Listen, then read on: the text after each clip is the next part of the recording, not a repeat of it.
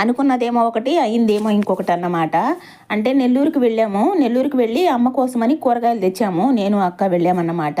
ఇక వచ్చిన తర్వాత ఇంటికి వచ్చిన తర్వాత రాత్రికి అమ్మ దగ్గరికి వెళ్దాం అనుకున్నాము. ఆ కూరగాయలు తీసుకొని అమ్మకి ఇచ్చేసి నైట్ అక్కడే ఉండేసి రేపు వద్దాం అనుకున్నాము. కానీ అక్క ఏమో ఇంటికి వచ్చిన తర్వాత మనసు మార్చుకున్నది. ఇప్పుడు ఇంకెక్కడ వెళ్తాంలే, రేపు ఎప్పుడైనా వెళ్దాంలేనని ఈ కూరగాయలు ఎవరో ఒకరి దగ్గర ఇచ్చి పంపించేద్దాము అని అన్నదన్నమాట.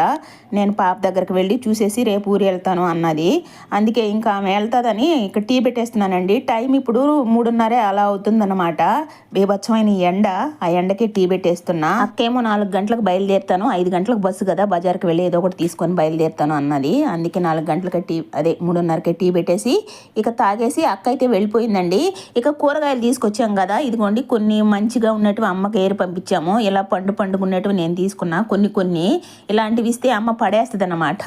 సో అందుకే ఇవైతే ఇక నైట్ నేను ఫ్రై చేసేసుకుంటున్నా. అంటే అవి అక్కడక్కడ పండిపోండాయి, ఇంకా అమ్మ ఎప్పుడో వండుకుంటుంది కాబట్టి. దొండకాయ ఫ్రై చేశాను కదా, దొండకాయ ఫ్రైలోకి ఇదిగోండి పచ్చడి అండి. ఇది బెండకాయ పచ్చడి అన్నమాట. దొండకాయ ఫ్రై బెండకాయ పచ్చడి కాంబినేషన్ భలే ఉందలే. ఈ పచ్చడి అయితే నేను చేయలే.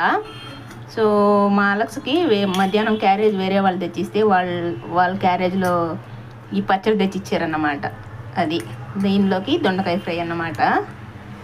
ఇదిగోండి